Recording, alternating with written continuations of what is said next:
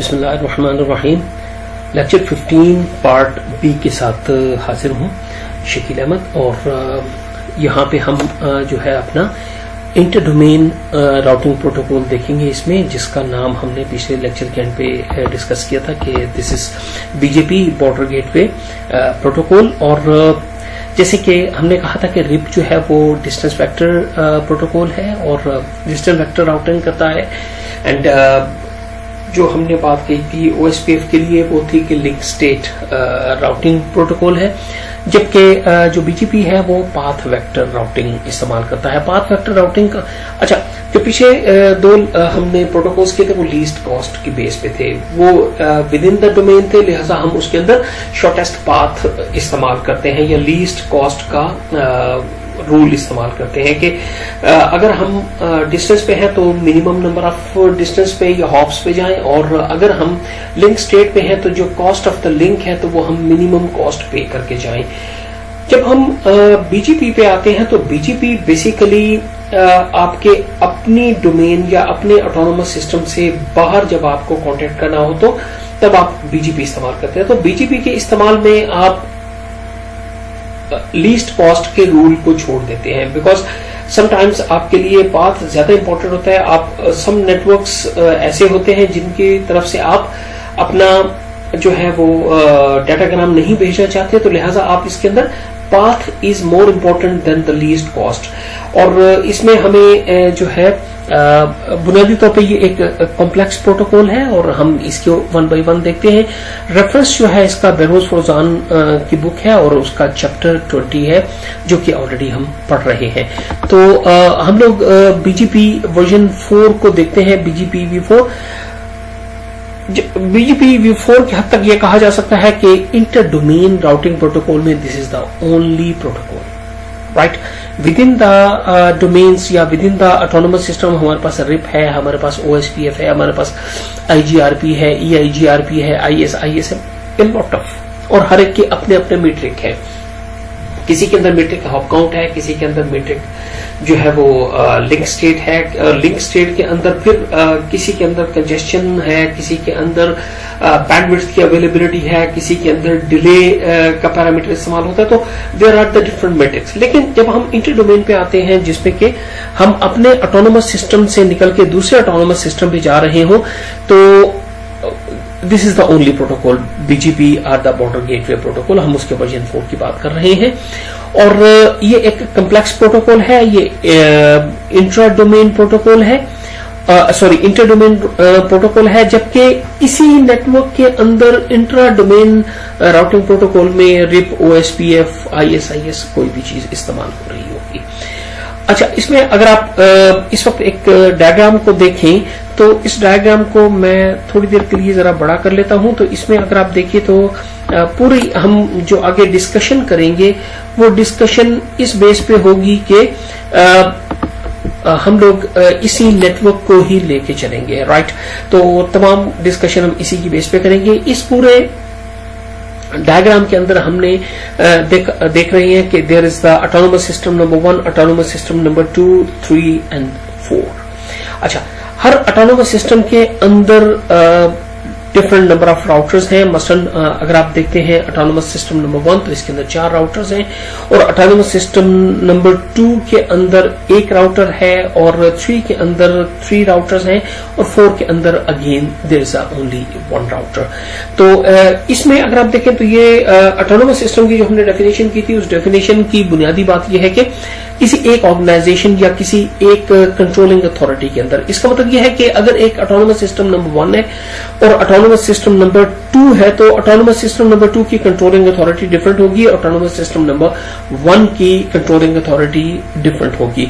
अगरचे दुनिया में बाज ऐसे इंस्टेंसेस हैं कि वेरी ह्यूज नेटवर्क कंपनीज एक से ज्यादा ऑटोनोमस सिस्टम अपने रजिस्टर कराती हैं, लेकिन जो हमें जनरली कॉन्सेप्ट लेके चलना है वो ये है कि एक ऑटोनोमस सिस्टम जो है वो एक ही ऑर्गेनाइजेशन से बिलोंग करता है और दूसरा autonomous system belongs to another organisation.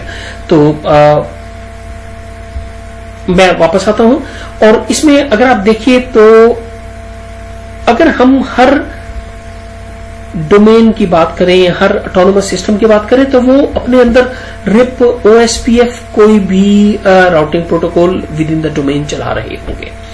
और जो है वो उसका इस चीज से कोई मतलब नहीं है कि आप जब अपनी डोमेन से या अपने ऑटोनोमस सिस्टम से बाहर निकलना चाहते हैं तो आप उस पर कोई फर्क नहीं पड़ेगा। लेकिन जब आप अपनी ऑटोनोमस सिस्टम के अंदर होते हैं तो आपके नेटवर्क्स में से हर राउटर और हर पैकेट को पता होता है कि with in the autonomous system मुझे कैसे अपनी डेस्टिनेशन तक पहुंचना है। लेकिन इंट्रा डोमेन राउटिंग प्रोटोकॉल में जो इस्तेमाल कर रहे होते हैं राउटर, तो उन्हें बिल्कुल पता नहीं होता कि अगर हमें किसी और ऑटोनोमस सिस्टम पे जाना पड़े, अपने नेटवर्क को छोड़ के दूसरे नेटवर्क पे जाना पड़े, तो हमें क्या करना पड़ेगा। तो लिहाजा होता क्या है कि हम लोग यहाँ पे बॉर्डर गेटवे प्रोटोकॉल इंस्टॉल करते हैं यहाँ पे, जो कि एक ऑटोनोमस सिस्टम और दूसरे ऑटोनोमस सिस्टम का बॉर्डर होता है, तो वहां पे करते हैं।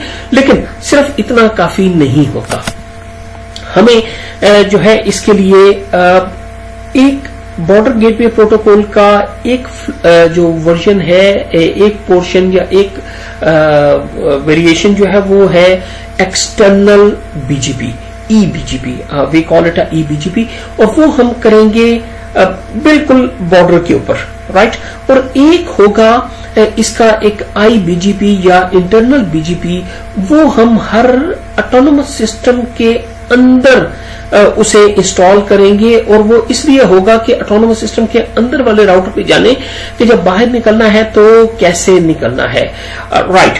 और इसके अलावा हर ऑटोनोमस सिस्टम के अंदर उसके इंट्रा डोमेन में रिप, ओएसपीएफ या कोई भी राउटिंग प्रोटोकॉल चल रहा होगा। लिहाजा अगर आप ये कहें कि मैं पर्टिकुलरली एक और बात ये कहूंगा कि ये जो एजेस पे हैं, जो ऑटोनोमस सिस्टम के एजेस पे हैं, इन राउटर्स को हम एक खास नाम देते हैं।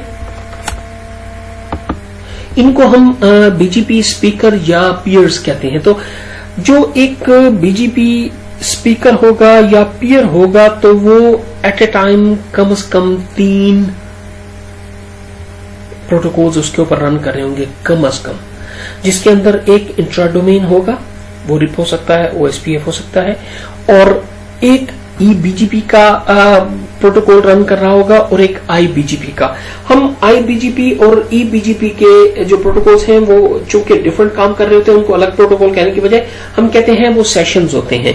लिहाजा वो कम से कम 3 डिफरेंट काम कर रहा होगा। लेट अस सी कि हम इसको कैसे करेंगे, राइट।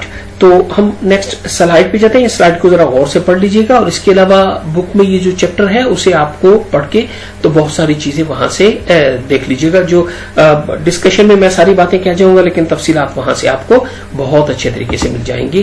तो हम जाते हैं नेक्स्ट स्लाइड पे। इसमें हम पहला देखते हैं कि ईबीजीपी का ऑपरेशन किस तरह है।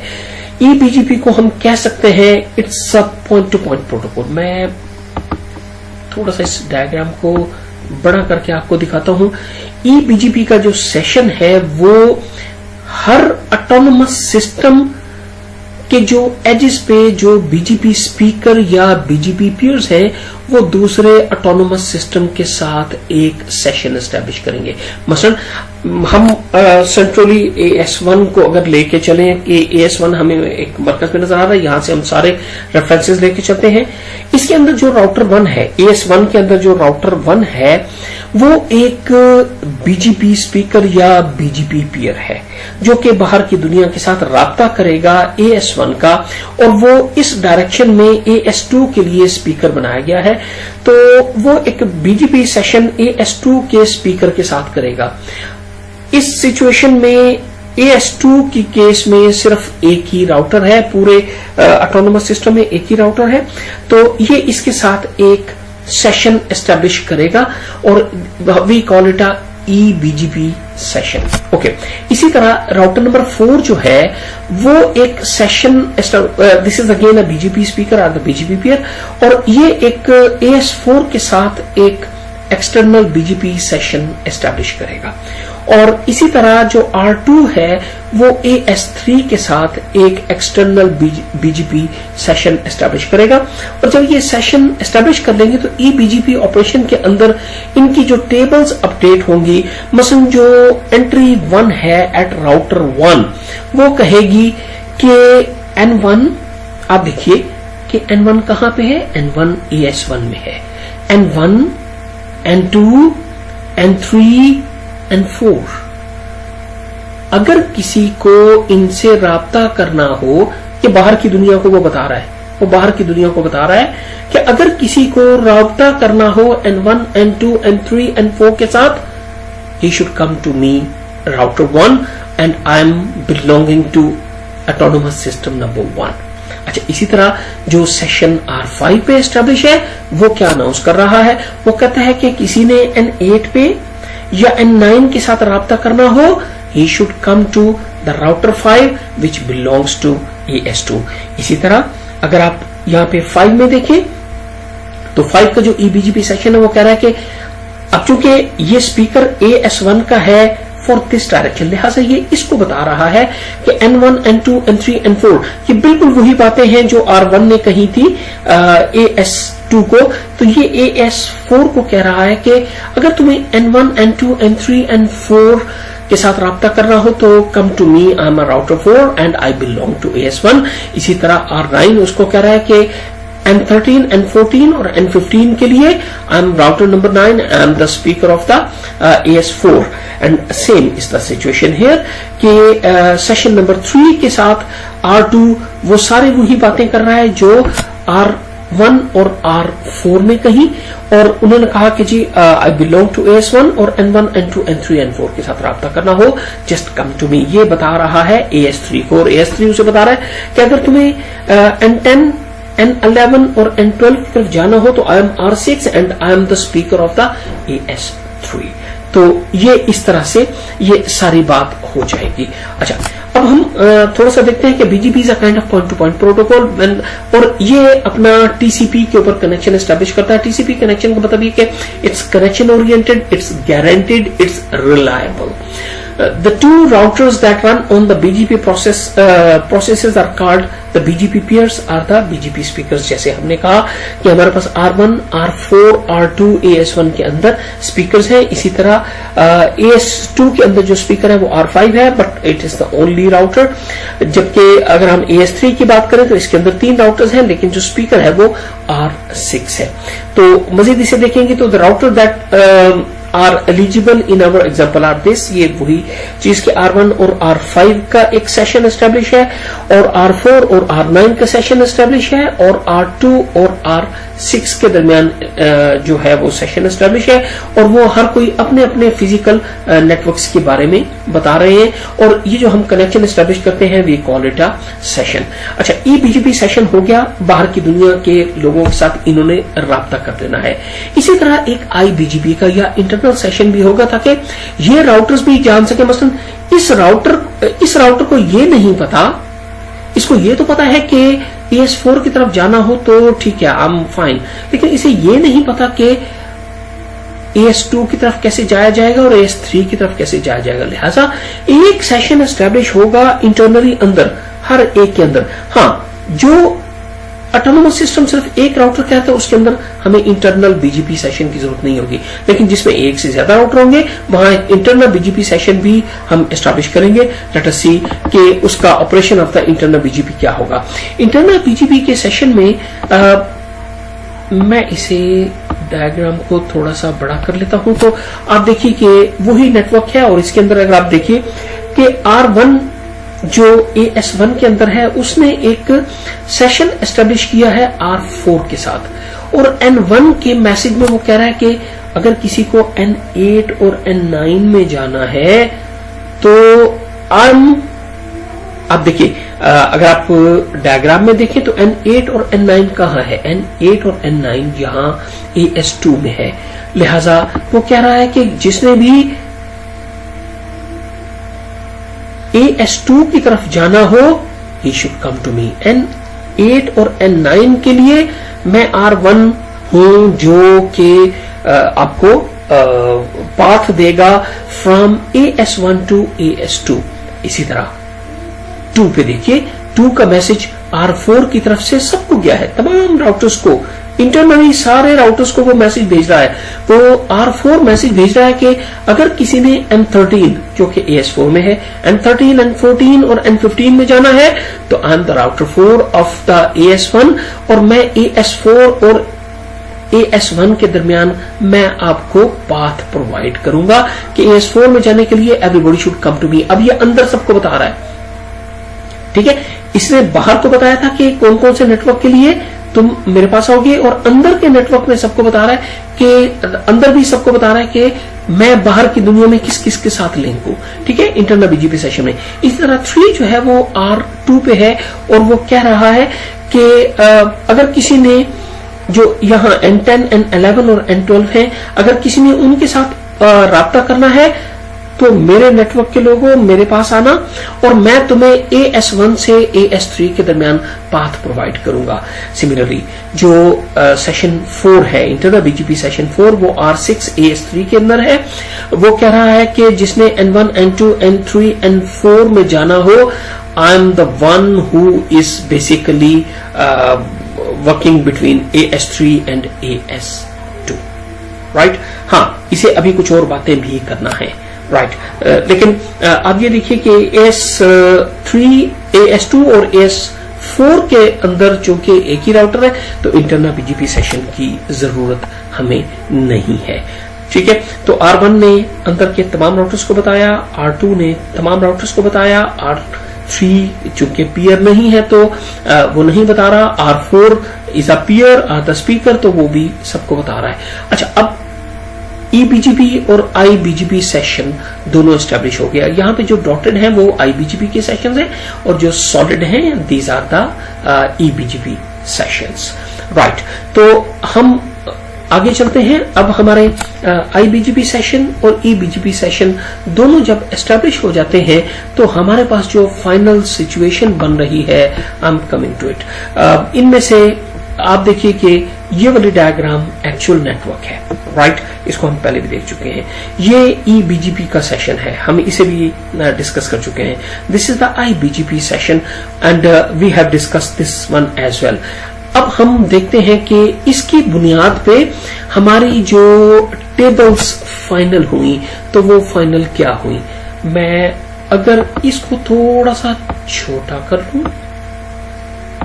इसे मैं अगर आप कहीं तो डिलीट कर देता हूं, इसे डिलीट कर देता हूं ताकि मेरे पास इतनी जगह बन जाए कि मैं इस टेबल को बहुत बड़ा कर सकूं, राइट। ये मेरी फाइनल टेबल्स होंगी।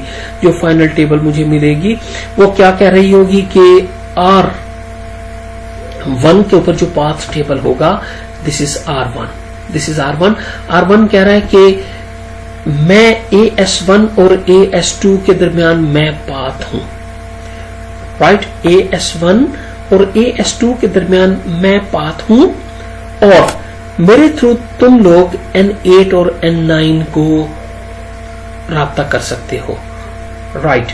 अगर किसी ने AS1 से, ये R1 कह रहा है, ये R1 की अनाउंसमेंट है, अगर किसी ने AS1 से AS3 की तरफ जाना हो तो मैं via R2, I am via R2 तुम्हें लेके जाऊंगा N10, N11 और N12 की तरफ। और अगर किसी ने जाना हो AS1 से AS4 की तरफ तो मैं तुम्हें वाया R4 वहां तक ले जाऊंगा। इसी तरह आप देखिए राउटर 2 की टेबल क्या कह रही है। राउटर 2 की टेबल कह रही है कि अगर तो किसी ने जाना है इसकी तरफ तो मैं डायरेक्ट ले जाऊंगा, अगर इसकी तरफ जाना है तो मैं R1 के रास्ते लेके जाऊंगा। ये देखिए कि N8 और N9 किसी ने जाना है तो मैं R1 के रास्ते AS1 और AS2 के ब्रिज की तरफ से। तो ये बेसिकली पाथ बताता है कि मुझे किस पाथ से मैं आपको लेके जाऊंगा, because it's a path vector algorithm. तो इस पाथ वेक्टर एल्गोरिदम में तमाम आप गौर से 9 के 9 राउटर्स जो इसके अंदर हैं उनको आप गौर से देखिए, और जरा स्पेशली मैं AS2 का जो राउटर है विच इज R5, तो मैं R5 को जरा स्पेशली आप लोगों के सामने रखूंगा। R5 को अगर आप देखेंगे तो R5 क्या कह रहा है? R5 आप देखिए, आप वो कहता है कि किसी ने N1 जाना है, N2 जाना है, N3 जाना है, N4 जाना है, तो मैं R1 से राब्ता करूंगा। और साथ ही कहते हैं अगर N10, N11 और N12 जाना है तो तब भी मैं R1 से राब्ता करूंगा। अब देखिए इसकी सिचुएशन डिफरेंट है, बिकॉज ये ओनली राउटर है और सॉरी, और ये स्टब है। स्टब का मतलब यह है कि इसका दुनिया में राब्ता ही सिर्फ एक ऑटोनोमस सिस्टम से है। लिहाजा इसी तरह अगर आप AS4 के राउटर 7 को देखेंगे तो वो भी हर चीज R6 जो है उसके थ्रू ही कर रहा होगा, या वो कहेगा कि मैं तो सिर्फ R4 के साथ मेरा राब्ता है और मैं सिर्फ उसी से ही राब्ता करके आपको पूरी दुनिया के साथ कनेक्ट कर सकता हूं। तो in this way the BGP works. तो यहाँ पे मैं चाहूंगा कि आप लोग जो सारे आपके क्वेश्चंस हैं उन्हें अपने पास इंटरेक्टिव सेशन के लिए संभाल के रखिए। और एक चीज और, जब आप इस पर्टिकुलर टेबल को गौर से इन सारी टेबल्स को देखेंगे तो मैं आपको बता रहा हूं कि इसके अंदर एक टाइपिंग एरर है। इसके अंदर एक टाइपिंग एरर है, वो मैं आपको नहीं बताऊंगा। आप पूरी तरह करके तो मुझे बताएंगे कि वो टाइपिंग एरर और रॉन्ग एंट्री कहां पे है, तो आप मुझे इंटरेक्टिव सेशन में ये बात बताएंगे।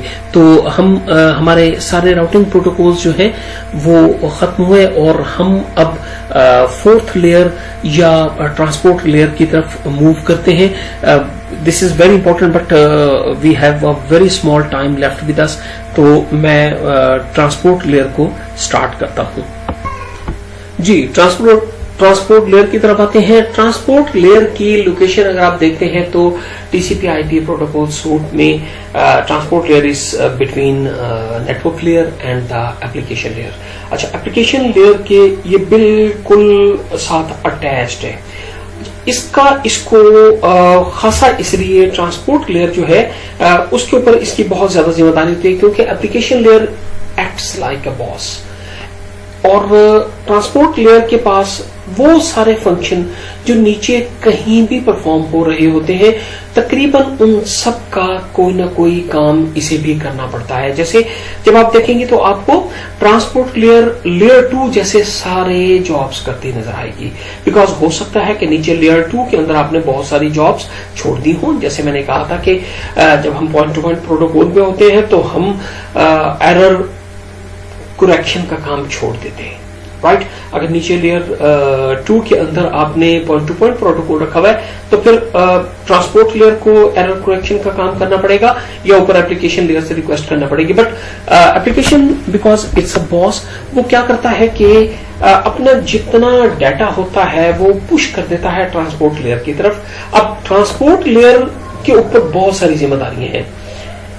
उन जिम्मेदारियों को बताने के साथ साथ एक बात और बता दूं कि ट्रांसपोर्ट लेयर जो हमारी फिजिकल लेयर है, जो डेटा लिंक लेयर है और जो नेटवर्क लेयर है, वो आपके एंड सिस्टम में तो डेफिनेटली होती है, लेकिन ये हो सकता है कि बाहर के नेटवर्क में भी हो।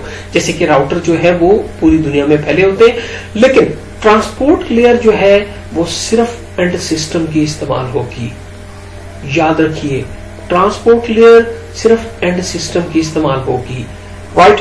इसका मतलब यह है कि जब भी हम कनेक्टिविटी पे होते हैं तो ट्रांसपोर्ट लेयर जब अपना काम करती है तो उसका लॉजिकल लिंक एंड डेस्टिनेशन तक होता है। रास्ते में कितने राउटर क्रॉस किए, कितने नोड्स क्रॉस किए, तो उनके साथ इसका लिंक नहीं होता।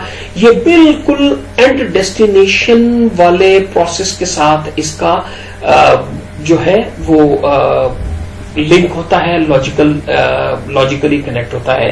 अच्छा, अब लॉजिकल कनेक्शन इसका एंड पे है, तो एक बात और भी हम यहां पे कहते हैं कि ये बेसिकली इसका राब्ता एंड सिस्टम के साथ सिर्फ नहीं होता है, बल्कि इसका राब्ता प्रोसेस से होता है। जैसे हम एक बात बार बार कर रहे थे जब से हम इसको डिस्कस करते आए हैं डाटा कम्युनिकेशन को, तो हम कहते थे प्रोसेसेस।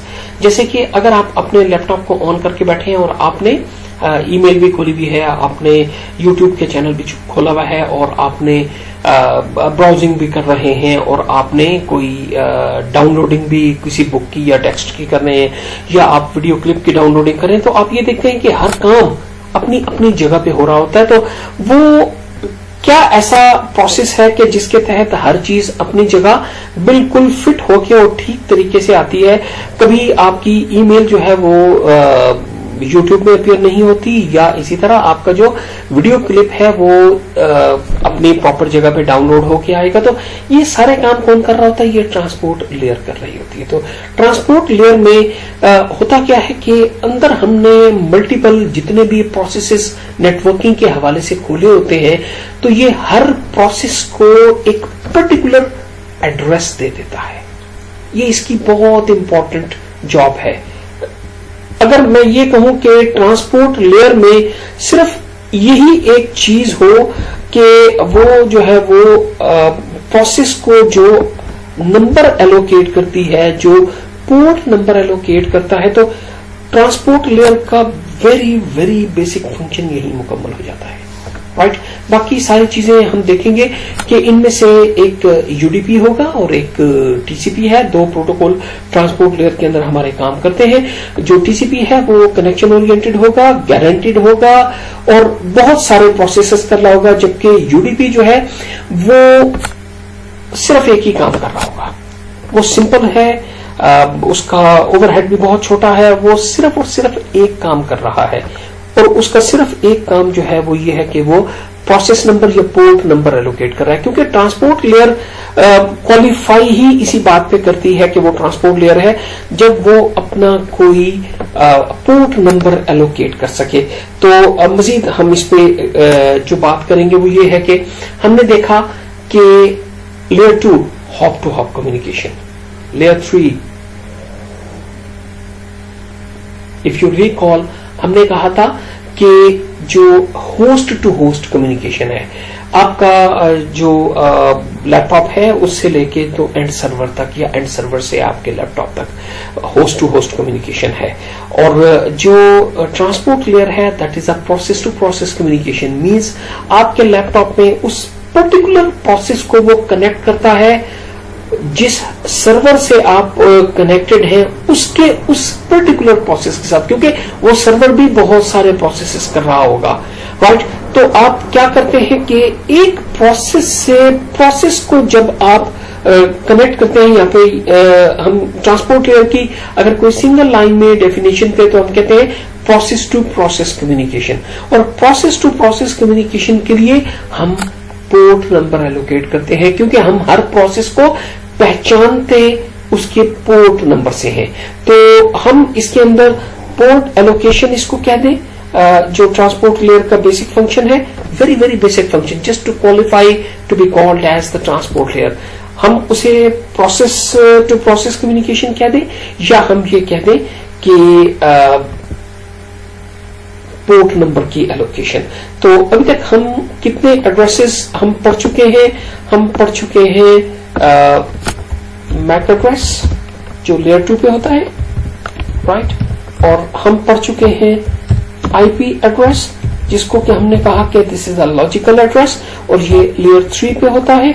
और इसके बाद हमने अब देख रहे हैं जो अभी हम डिस्कस करेंगे, दैट्स द पोर्ट एड्रेस जो कि लेयर 4 पे होगा, और जो हमारा आईपी एड्रेस है दैट इज एट लेयर 3, और जो हमारा मैक एड्रेस है that was at layer 2। Layer 2 is a physical address, layer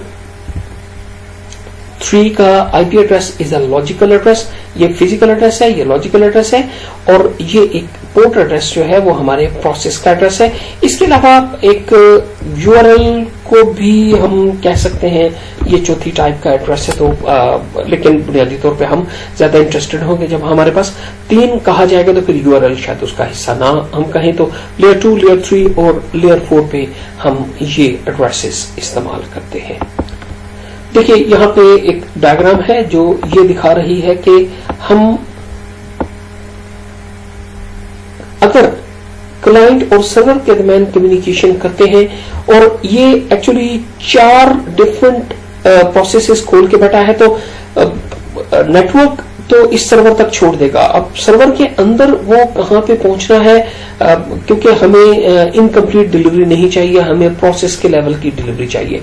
तो प्रोसेस के लेवल की डिलीवरी ये कहती है कि हम उसे यहाँ पे ही क्लाइंट से एक पोर्ट नंबर एलोकेट करके भेजते हैं, और वो पहचान होता है कि किस प्रोसेस, अगर इसने इस सर्वर के साथ 4 डिफरेंट प्रोसेसेस कर रहा है, तो हर प्रोसेस को एक पोर्ट नंबर हम एलोकेट कर देंगे, ताकि जब यहां से हम भेजें तो वो अपनी एग्जैक्ट डेस्टिनेशन पे जाए, और जब वहां से चले तो अपनी एग्जैक्ट डेस्टिनेशन पे आए। क्योंकि हमें सिर्फ इस क्लाइंट या इस सर्वर तक डिलीवरी नहीं करनी, हमें प्रोसेस तक डिलीवरी करनी है, हमें इनकम्प्लीट डिलीवरी नहीं करनी है, हमें कंप्लीट डिलीवरी करनी है। तो इस transport layer is a process to process communication, और हमें यहाँ पे अगर आप इस राइटअप को पढ़ें तो आपको वो सारी बातें जो मैं बता चुका हूँ कि network layer host to host communicate करता है, तो वो आपको इसमें बड़ी तफसील के साथ नजर आएंगे। और इसके अलावा जो मैं बात अभी कर रहा हूँ कि इसके अंदर जो सबसे इंपॉर्टेंट चीज है वो ये है कि हम एक पोर्ट नंबर एलोकेट करते हैं, जो कि क्लाइंट सर्वर पैराडाइम में बहुत इंपॉर्टेंट रोल प्ले करती है। तो हम ये देखते हैं कि इसके अंदर हम पोर्ट नंबर हर प्रोसेस को एलोकेट करते हैं। और अब के क्या होगा कि अगर मैं इस डायग्राम को थोड़ा बड़ा करके आपको दिखाऊं, तो हम एक तो आईपी एड्रेस भेज रहे होंगे, और आईपी एड्रेस के साथ हम पोर्ट नंबर भी भेज रहे होंगे, राइट। हम आईपी एड्रेस और पोर्ट नंबर दोनों भेज रहे होंगे। अब क्या है कि अगर सेम सिस्टम से एक 2 डिफरेंट एंड सिस्टम्स हैं और उनके दरमियान 3-4 प्रोसेस चल रही हैं, तो आईपी एड्रेस तो दोनों पेयर का सेम रहेगा, लेकिन उनके अंदर जो प्रोसेस वाला है वो हम डिफरेंट उसके साथ अटैच करके तो हम वर्ल्ड वाइड उसको यूनिक बना देते हैं कि आईपी एड्रेस फलां और प्रोसेस फलां। जब इन दोनों चीजों को हम कंबाइन करते हैं तो इसका नाम हम दे देते हैं सॉकेट, ठीक है। तो हम इसमें सॉकेट चलाते हैं, और आप इसे पूरी तरह जब पढ़ेंगे तो आपको पता चलेगा कि पोर्ट नंबर जो है वो एक कंप्लीट एक फील्ड है कि हम पोर्ट नंबर कैसे एलोकेट करते हैं। एक बात जो अभी हम जब राउटिंग प्रोटोकॉल को देख रहे थे, तो राउटिंग प्रोटोकॉल के अंदर भी आपको एक पर्टिकुलर चीज लिखी हुई नजर आ रही थी, और मैं उस पर दोबारा जाके आपको एक नजर दिखाता हूं। जी, यहां पे लिखिए कि एक लिखी हुई थी बात, well known port 179 of the TCP. Yes, what does it mean? जैसा कि मैं कह चुका हूं कि ट्रांसपोर्ट लेयर की सर्विस में और बहुत सारी चीजें हैं, लेकिन very very important and the very basic is port number allocation या प्रोसेस नंबर एलोकेशन। जब हम ये बात हमें अंदाजा हो गया कि सिर्फ आईपी एड्रेस काफी नहीं है, जैसे कि आपका एक मकान नंबर है, एक गली नंबर है, उसकी बेस पे अगर कोई लेटर ड्रॉप कर दिया जाए और उसके ऊपर ये ना लिखा हो कि ये किसका लेटर है, तो मुकम्मल नहीं होगी बात, एड्रेस मुकम्मल नहीं होगा। तो उसमें रेसिपिएंट का नाम, ज्योग्राफिकल एड्रेस के अलावा रेसिपिएंट का नाम भी होना चाहिए। तो प्रोसेस नंबर बेसिकली यही काम हमारे लिए करता है। तो जब भी आप टीसीपी प्रोटोकॉल सूट अपने पास टीसीपी आईपी प्रोटोकॉल सूट जब अपने पास आप इंस्टॉल करते हैं, तो there is a field of the port number which is equal to 16 bits. अच्छा, 16 बिट्स का है तो इसका मतलब 65,535 तक उसका काउंट जाता है। 0 से लेके 65,535 तक, इसका मतलब है कि 65,536 पोर्ट्स आपके सिस्टम के अंदर है। इनके अंदर जो 0 से लेके 1023 तक जो पोर्ट्स हैं उनको कहा जाता है वेल नोन पोर्ट्स। मैं तफसील अभी बताता हूं। 1024 से लेके 49,151 तक जो पोर्ट्स हैं, these are called the registered ports. And 49,152 से लेके तो एंड तक जो है वो डायनामिक या प्राइवेट पोर्ट्स कहलाती हैं। अच्छा, अब थोड़ी सी बात करते हैं कि एक बात बहुत इंपॉर्टेंट है। से फॉर एग्जाम्पल आपने एक सेशन एस्टेब्लिश किया, और जब आपने सेशन एस्टेब्लिश किया तो आपके सिस्टम से आपने एक पोर्ट नंबर कम्युनिकेट की दूसरे को, एंड स्टेशन को, दूसरे एंड को, दूसरे जो आपके साथ कम्युनिकेट कर रहा था अपने पार्टनर को। अच्छा, उसमें भी अपनी एक पोर्ट जो थी वो आपको कम्युनिकेट की। इसके बाद आप इस काबिल हो जाएंगे, आईपी एड्रेस आपको पहले से पता थे, पोर्ट नंबर आपने वक्ती तौर पे, अच्छा ये पोर्ट्स एफिमेरल होती हैं, सिर्फ एक प्रोसेस के लिए आती हैं, उसके बाद ये वापस पूल में चली जाती हैं। तो ओके, तो एफिमेरल पोर्ट आपको जब तक वो कम्युनिकेट नहीं करेगा आप कम्युनिकेशन नहीं कर सकेंगे। अब होता क्या है कि जब तो आप एक नया प्रोसेस स्टार्ट करते हैं तो आपको पोर्ट नंबर चाहिए, और आप जो है एक दूसरे से पोर्ट कम्युनिकेट करें। इसका मतलब है कि आप चंद मैसेजेस पहले एक्सचेंज करेंगे अपना डाटा भेजने से पहले कि अपनी पोर्ट नंबर बताओ, मेरी पोर्ट नंबर ये है। वो कहेगा this is my port number, तुम अपनी पोर्ट नंबर बताओ। तो ये आपको चंद मैसेजेस भेजना पड़ेंगे। लेकिन कुछ प्रोसेस हैं जो आप हर वक्त कर रहे होते हैं, जैसे कि आप किसी सर्वर पे जा रहे हैं किसी पर्टिकुलर काम से, वो सर्वर एक ही सर्विस देता है। अब जब आप उसके पास जा रहे हैं तो क्या जरूरत है उससे ये पूछने की तुम्हारी पोर्ट नंबर क्या है। वो क्या है कि कुछ पोर्ट नंबर फिक्स कर दी गई हैं, right. These are called the well known ports. Well known ports का मतलब ये होता है कि ऐसे में आप अपनी पोर्ट नंबर जरूर बताएं, लेकिन उससे पोर्ट नंबर मत पूछें, आप एक कम से कम कम्युनिकेशन का स्टेप बचाएं। तो इसके अंदर मैं आपके सामने ये रख रहा हूं कि जब भी आप टीसीपी पे कनेक्शन करते हैं, फाइल ट्रांसफर प्रोटोकॉल को यूज करना हो तो 20 और 21 पोर्ट इस्तेमाल होती है। अगर आप जो है सिक्योर शेल इस्तेमाल करते हैं, मैं ज्यादा आपके लिए जो जानी बूझी है वो है, आप जब मेल करते हैं तो आप टीसीपी में पोर्ट 25 इस्तेमाल करते हैं। इसी तरह जब आप पोस्ट ऑफिस प्रोटोकॉल या POP3 इस्तेमाल करते हैं तो आप वेल नोन पोर्ट 110 पे आते हैं। जब भी इसका मतलब यह है कि कोई ऐसी सिचुएशन जैसे बीजीपी जब आपने इस्तेमाल करना है तो पोर्ट नंबर शेयर करने की जरूरत ही नहीं है। आप ये जो पोर्ट नंबर शेयरिंग का प्रोसेस बचाएं और 179 डायरेक्टली इस्तेमाल कर लें, राइट। और जब आप ईमेल कर रहे हैं या आप HTTP पे जा रहे हैं, जब आप HTTP पे जाते हैं तो आप पोर्ट 80 इस्तेमाल करते हैं। वेल नोन पोर्ट है, दुनिया में परहैप्स सबसे ज्यादा इस्तेमाल होने वाली जो पोर्ट है दैट इज पोर्ट 80। तो जब भी आप इंटरनेट पे जाते हैं, अगर आप HTTP पे जा रहे हैं तो HTTP पे आप पोर्ट 80 पे चले जाते हैं। तो these are called the well known ports के आप एक कम से कम प्रोसेस बचाते हैं कि जब आप बजाय इसके कि आप बिला वजह पोर्ट के नाम पूछने के लिए चले जाएं। अच्छा, ये तो होगी बात वेल नोन पोर्ट्स की। वेल नोन पोर्ट्स आपने देखनी। इसके बाद ये रजिस्टर्ड है। रजिस्टर्ड ये एक एंटायर रेंज, ये लगभग कोई 48,000 पोर्ट्स की जो एंटायर रेंज है। तो जो पोर्ट मैनेज करने वाला इदारा है ICANN ने अपने पास रखा हुआ है और रखी हुई है, और जो कोई ऐसी पोर्ट लेना चाहता है, फॉर एग्जांपल कोई एक कंपनी अपना एक ऐसा सिस्टम नया बनाते हैं जिसमें उनका ख्याल है कि उनको परमानेंट लेवल पे एक फिक्स पोर्ट चाहिए जो कि बिल्कुल वेल नोन पोर्ट की तरह बिहेव करे, तो वो क्या करते हैं कि उस पोर्ट को रजिस्टर करवाते हैं, बाकायदा उसकी पेमेंट करते हैं, और वो रजिस्टर्ड पोर्ट्स के तौर पे फिर अपने इक्विपमेंट में ऑल ओवर द वर्ल्ड वो यूज कर सकते हैं। और ICANN की वजह से they are allowed to use that port for that particular process for indefinite time. अच्छा, इसी तरह बाकी हैं डायनामिक पोर्ट्स।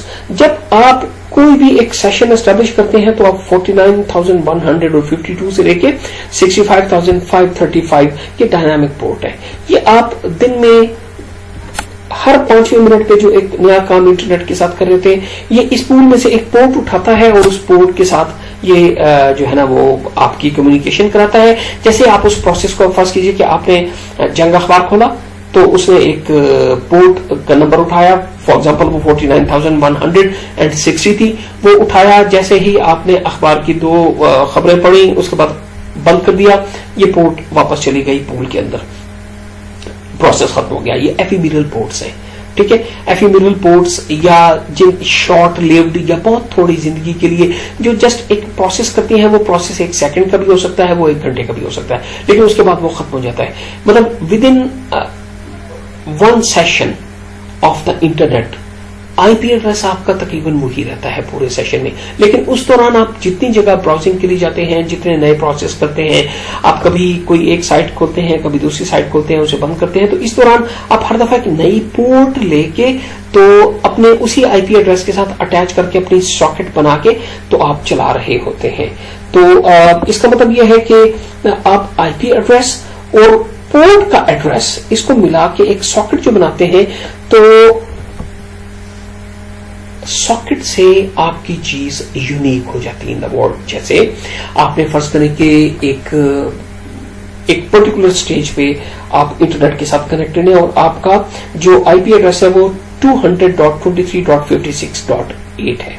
ओके, ये आपका ये पर्टिकुलर एड्रेस है। अब आपने यूट्यूब पे अपना कनेक्शन खोला तो आपका आईपी एड्रेस यही है। आपने ईमेल पे कनेक्शन खोला, आपका आईपी एड्रेस यही है। आपने कुछ और अखबारों के सफात खोले, आपका आईपी एड्रेस यही है। लेकिन हर नए काम के लिए आपकी पोर्ट नंबर चेंज होती जाएगी। उनमें से कुछ वेल नोन पोर्ट्स में से होंगी और कुछ जो है वो आपकी जो डायनामिक पोर्ट है उनमें से कोई आप लेंगे, तो ये बन जाएगी सॉकेट। सॉकेट के साथ क्या होगा कि जो आपका पैकेट है वो आपके जब स्टेशन से निकलेगा तो अब आईपी एड्रेस तो सारे पैकेट्स का वही है जो आपके स्टेशन से निकल रहे हैं, लेकिन सॉकेट एड्रेस डिफरेंट होते जाएंगे, आपके हर प्रोसेस के अलग होते जाएंगे। तो मैं यहाँ पे पोर्ट नंबरिंग और एड्रेसिंग वाला बाकी आप बुक में से इसे बहुत तफसील के साथ देख लीजिए। मैं यहाँ पे इस लेक्चर को खत्म करता हूँ और मजीद जो इंफॉर्मेशन है तो हम यहाँ इससे ऑनवर्ड चलाएंगे कि ट्रांसपोर्ट लेयर की फंक्शंस कौन से हैं और उन फंक्शंस के अंदर वो क्या क्या परफॉर्म करता है। तो यहाँ पे मैं खत्म करता हूँ। अस्सलाम वालेकुम।